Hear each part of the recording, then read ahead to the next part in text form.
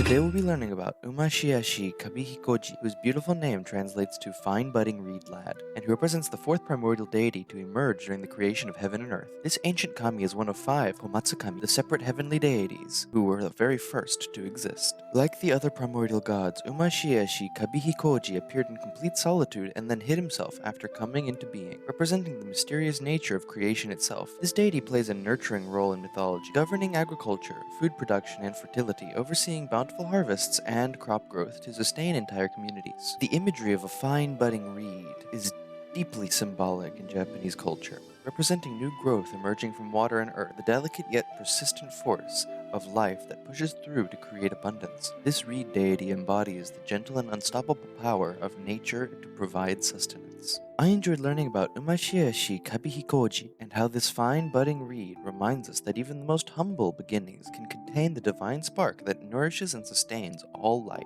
Today we'll be learning about Ame no Tokotachi, whose name means heavenly eternal standing, and who represents the final deity of the 5 Kotomatsukami, the distinguished heavenly gods who first came into existence at creation. This primordial deity embodies divine essence that permeates the entire universe, and the fundamental forces that shape all existence. As the last of the 5 primordial creators to manifest, Ame no Tokotachi was regarded as a Hitorigami, a genderless deity who hid away immediately after coming into being. Unlike some creation myths, this god appears only in the Kojiki and supplementary texts of the Nihon Shoki, making their presence both mysterious and sacred. Ame no Tokotachi represents the eternal stability of heaven itself, the unchanging divine foundation upon which all creation rests. This deity's name suggests the permanent establishment of the heavenly realm, the cosmic order that remains constant throughout all the changes of earthly existence. I enjoyed learning about Ame no Tokotachi and how this eternally standing deity reminds us that beneath all the flux and changes of life lies a divine foundation that remains forever, steady, and unchanging. Today we'll be learning about Tonoji, whose name means Great Entry Elder, and who represents the divine guardian of pathways, alleyways, and village entrances. This kami, alongside his sister wife, Tonobe, forms the 5th generation of the Kami-yo-nanayo, 7 generations of gods who appeared after heaven and earth were formed.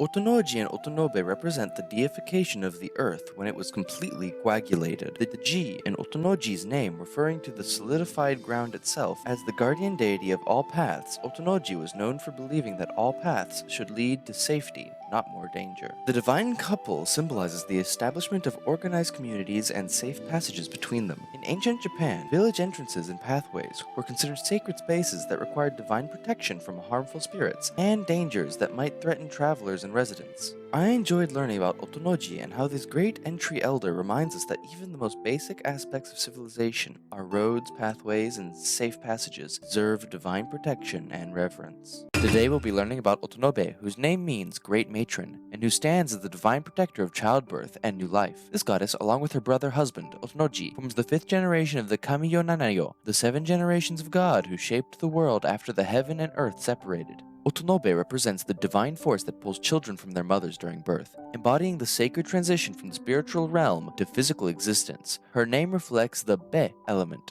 which refers to the female principle and the nurturing power that brings forth life from the earth itself. Together with Otonoji, Otonobe symbolizes the deification of the earth when it became completely solid and stable, creating the foundation upon which all communities could flourish. She represents not just physical birth, but the emergence of all new beings, and the divine care that protects vulnerable life. I enjoyed learning about Otonobe and how this great matron reminds us that the miracle of birth is a sacred act requiring divine protection and that new life deserves reverence and care.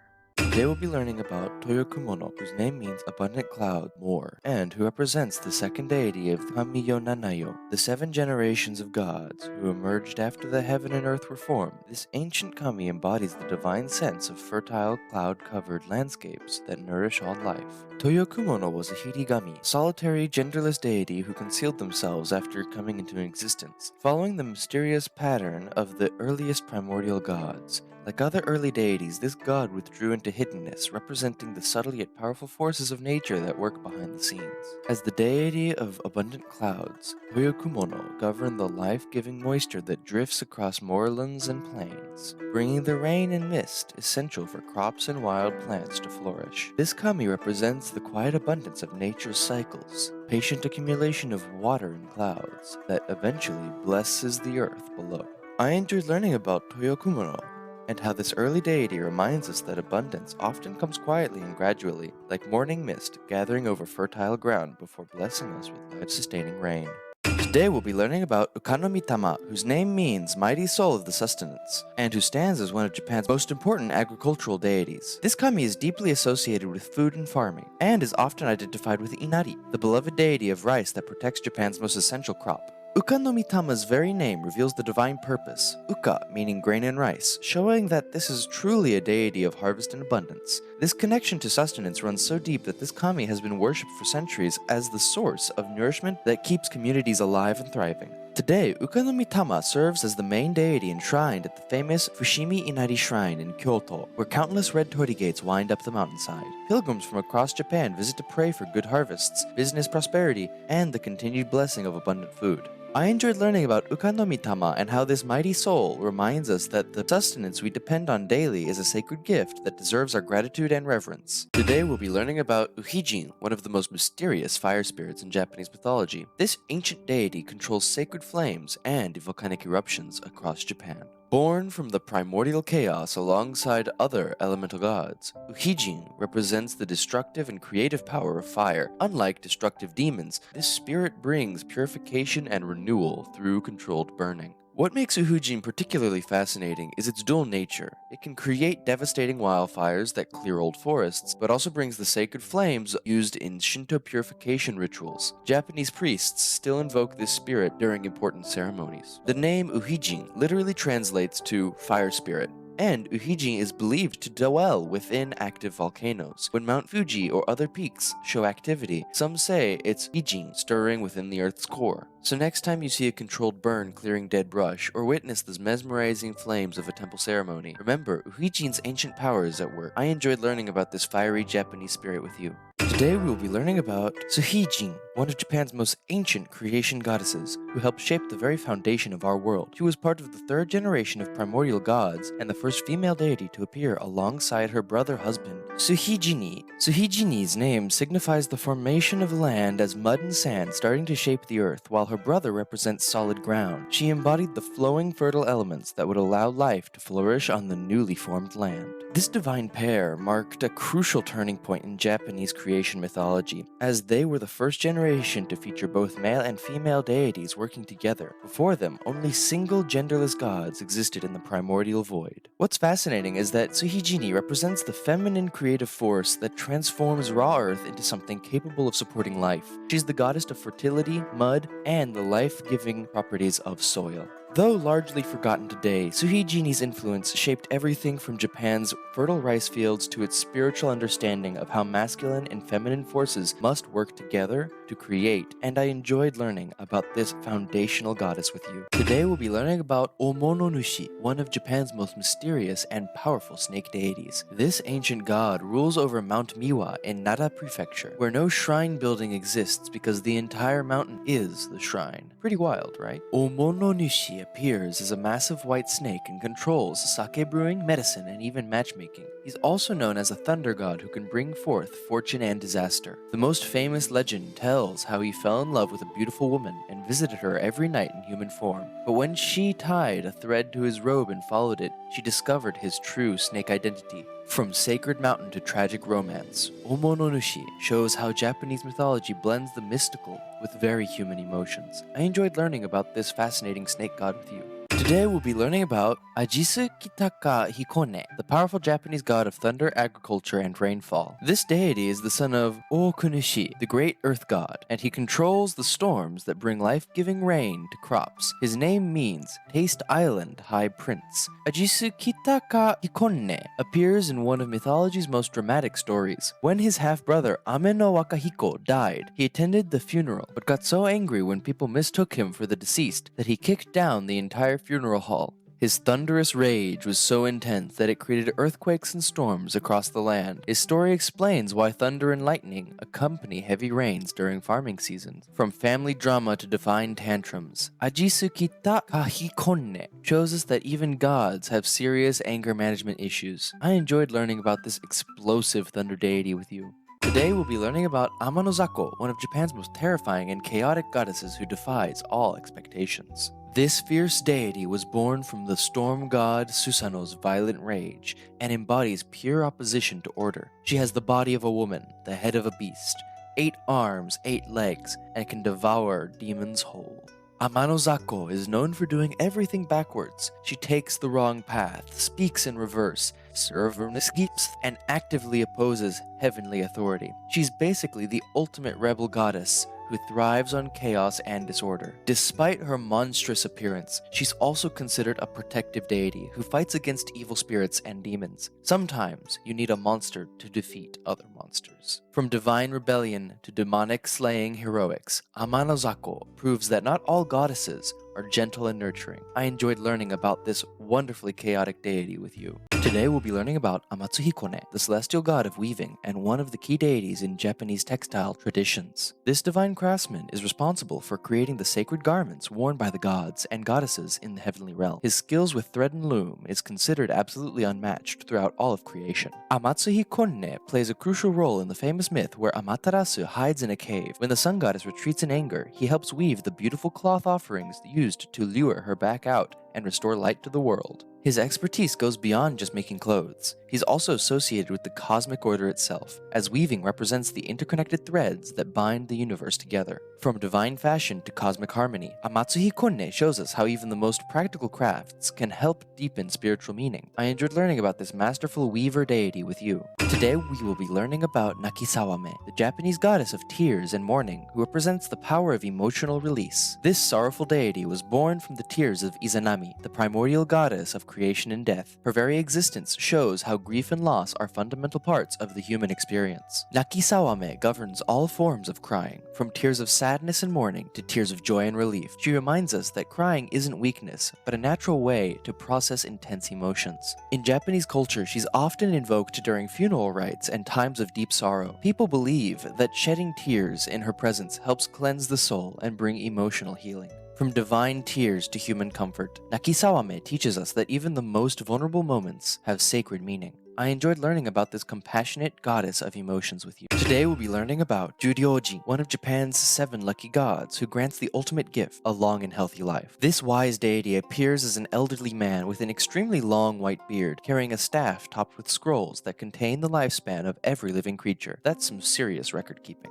Juryoji is always accompanied by his faithful companions, a crane, a turtle, or sometimes a deer. These animals are symbols of longevity in Japanese culture, with cranes said to live 1,000 years and turtles 10,000. He originally came from Chinese Taoist traditions, but became beloved in Japan, where people pray to him for health, wisdom, and the chance to see their great-grandchildren grow up. From ancient scrolls to animal companions, Juryoji reminds us that a long life filled with wisdom is one of humanity's greatest treasures. I enjoyed learning about this generous god of longevity with you. Today we'll be learning about Hori, the legendary prince who is the ancestor to Japan's first emperor through an epic underwater adventure. This skilled hunter was the younger brother of Hoderi, a fisherman, and they decided to swap jobs one day, a big mistake. Hori lost his brother's precious fish hook in the ocean and had to dive deep to find it. In the underwater palace of the sea god, Watatsumi, Hori met and fell in love with the beautiful princess Toyotama Hime. They married and lived happily beneath the waves for 3 whole years. When Hori finally returned to land with magical tide-controlling jewels, he used their power to defeat his angry brother and establish his rule. His descendants would go on to found the Japanese imperial line. From brotherly disputes to divine romance, Hori's tale shows us how even the biggest mistakes can lead to incredible adventures and destiny. I enjoyed learning about this legendary prince with you.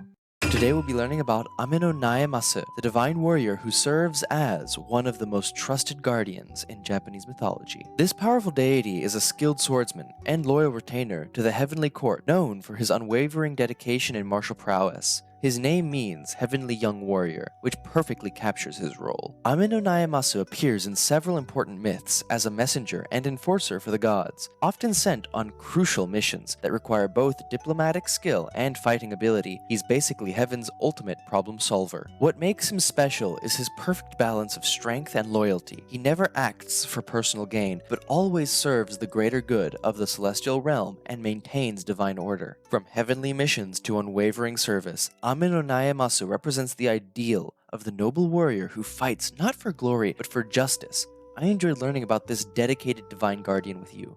Today, we will be learning about Ame no Oshihomimi, the eldest son of the sun goddess Amaterasu and heir to the heavenly throne. This powerful deity was born from one of Amaterasu's sacred jewels during her legendary conquest with her brother Susanoo. His name means heavenly abundant ears, which refers to his wisdom and ability to hear all things. Ame no Oshihomimi was originally chosen to descend from heaven and rule over Japan, but he looked down at the chaotic earthly realm and decided it was too messy for his taste. A smart move, honestly. Instead, he sent his son, Ninigi, to take on the job, who became the ancestor of Japan's imperial line. So while he avoided the hassle of earthly rule, his bloodline still became legendary. From divine conquests to strategic delegation, Ame no Oshihomimi shows us that sometimes the wisest leaders know when to pass the torch to the next generation. I enjoyed learning about this clever heavenly prince with you.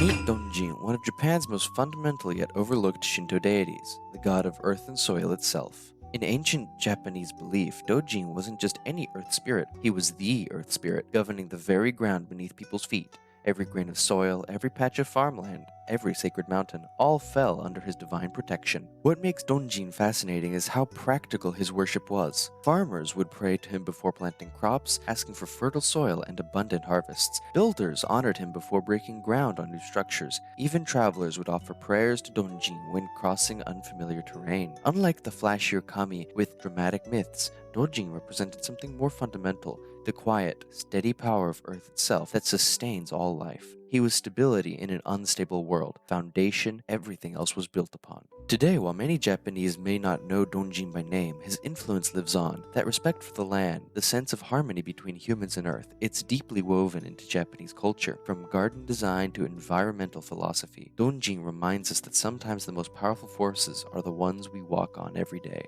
Today we'll be visiting a Natsumatsuri, Japan's legendary summer festival that turned our entire neighborhood into a magical celebration. These aren't just parties, but have their roots in ancient rituals from Japanese mythos. Originally, summer festivals served a serious purpose, warding off evil spirits and disease that plagued the hot, humid months. Ancient Japanese people believed these illnesses came from malevolent spirits, so communities gathered to appease them through music, dancing, and offerings. Those ancient festivals are quite different to my small local one, but those ostentatious events can still be found in more famous parts of Japan, such as Shinjuku, Shibuya, Kyoto, Osaka, and Aomori.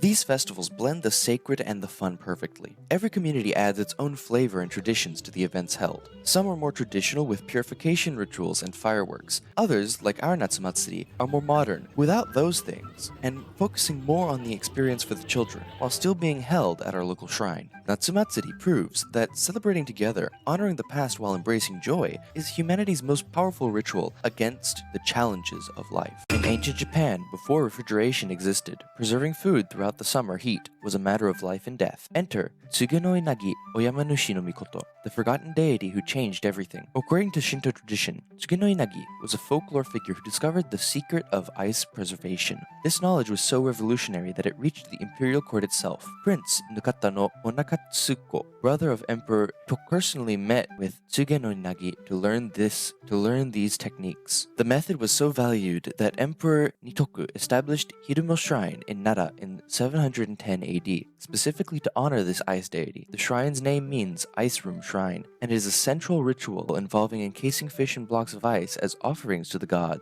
Today, Tsuge-no-Inagi is recorded as the kami of ice, but his influence extends far beyond refrigeration in modern Japan. The art of kakigori, shaved ice, traces its spiritual roots back to this ancient deity who taught humans to harness winter's power. From imperial courts to summer festivals, Tsuge-no-Inagi's gift of ice preservation became one of the most practical divine interventions in Japanese history. Today we'll be learning about Toyoke Omikami, one of Shinto's most revered deities and the divine goddess of food, agriculture, and industry. Her name means abundant food deity, and she's been nourishing Japan for about 1500 years. According to the ancient Kojiki, Toyoke is the granddaughter of the creator goddess Izanami through her father Waku Musubi. But here's what makes her truly special. She doesn't just feed humans. Every single day she prepares sacred meals for Amaterasu, the sun goddess, in a ritual that continued unbroken since the 5th century. You can visit her primary shrine at Ise Jingu's outer shrine, where millions visit annually. The priests there still perform daily food offerings using ancient techniques, growing sacred rice in fields that have been cultivated for generations. Today, Toyoke is honored as patron of chefs, farmers, and food industries. She reminds us that preparing and sharing food is one of humanity's most sacred acts. From ancient rice fields to modern kitchens, Toyoke Omikami continues blessing the meals that bring us together.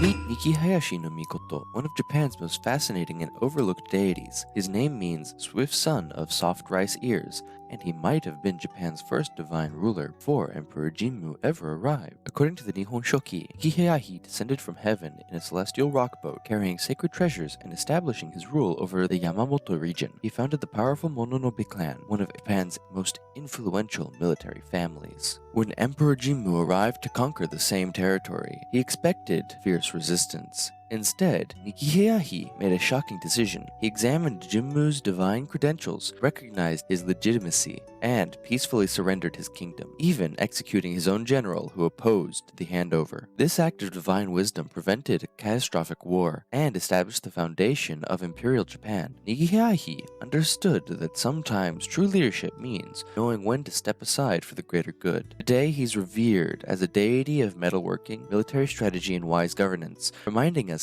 that the greatest victories sometimes come through peaceful surrender. Today we'll be learning about Tatsuta Hime and Tatsuta Hiko, the divine brother and sister duo who control Japan's autumn winds. These paired wind kami bring forth autumn, but their story is far more magical than just changing seasons. Tatsuta Hime is the goddess of autumn and the divine weaver. According to legend, she spends each year dyeing silk threads in brilliant autumn colors, yellows, oranges, and crimsons, then weaves them into a beautiful tapestry. Every year she transforms herself into wind and scatters her own masterpiece across the landscape, creating the colorful falling leaves of autumn.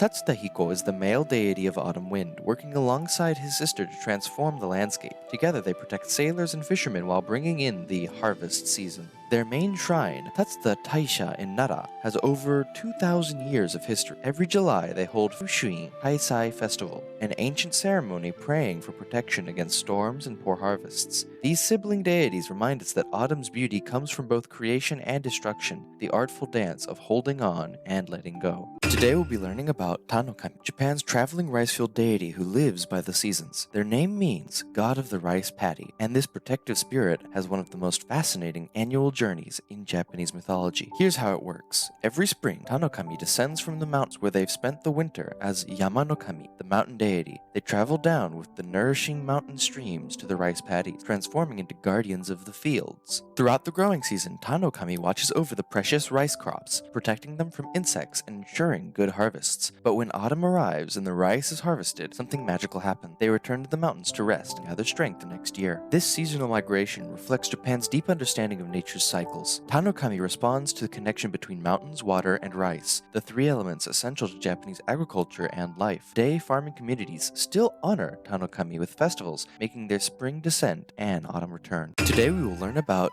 Tamayori Hime, whose name means spirit-inhibited princess, a figure who bridges the world of divine mythology and human spirituality. She's not just one goddess, but represents an entire class of sacred priestesses in Japanese culture. In mythology, Tamayori Hime is the daughter of the sea god Watatsumi and younger sister to Toyotama Hime. Here's the fascinating family story. When her sister abandoned her husband, Tayayori Hime came to care for their son, Fugae Fukiaezu. When he grew up, she married him and became the mother of Empress Jinmu, Japan's legendary first emperor. This wasn't just her personal story. Tamayori Hime became the generic term for shamanesses who dedicated their entire lives exclusively to serving their deities through spiritual possession. These sacred women would enter trance states, allowing kami to speak through them and provide guidance to their communities. They were the original Mikoto, the shrine maidens who served as intermediaries between the human and divine worlds. Tamayori Hime represents the power of divine possession and the sacred feminine role in maintaining Japan's spiritual connections. Meet Takitsuhiko, powerful Shinto deity who commands Japan's waterfalls. His name combines Taki, meaning waterfall, and Hiko, meaning prince, the waterfall prince. Born as the son of Ajitsukitaka Konne and nephew under the thunder god Takemikazuchi, Takitsuhiko inherited divine power over cascading waterfalls, reflecting his domination over rushing water and sacred falls. Ancient Japanese saw waterfalls as sacred places where the divine world touches our own, and Tatsuhiko embodies that raw power. Throughout Japan, sacred waterfalls are places of pilgrimage and purification where people can connect with his divine presence. Today, Tatsuhiko represents nature's untamed power and the cleansing force of flowing water. He reminds us that some forces are too magnificent to control. We can only stand in awe.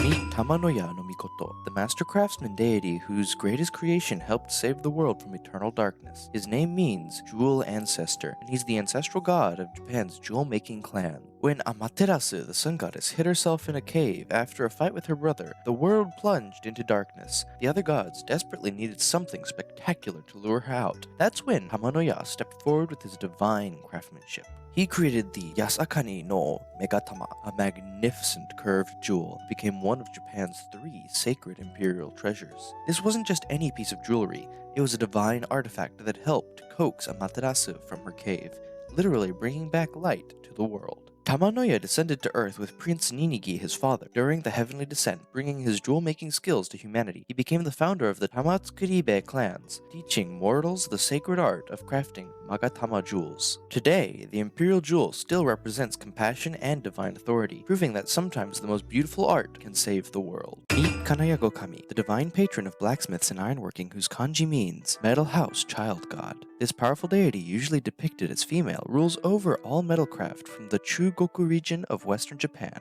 According to the Nihon Shoki, she's the granddaughter of creation gods Izanagi and Izanami. Born to the metal deities Hanayama Hiko and Hanayama Hime, she inherited the divine power to create and control iron, the material that transformed ancient Japan. Here's her legendary origin story. When the land of Harima suffered from terrible drought, Kanayago brought life-saving rain to the people. But then she declared, "From now on, I must go west and teach people how to make iron." She flew away on a white heron, landing on a katsura tree to establish her sacred presence. For centuries, blacksmiths and metalworkers throughout western Japan have worshipped Kanayago Kami as their guardian. The Abe clan particularly developed her worship, spreading her influence across ironworking communities. Today, she represents the marriage of divine power and human craftsmanship, reminding us that creating with metal is both art and sacred.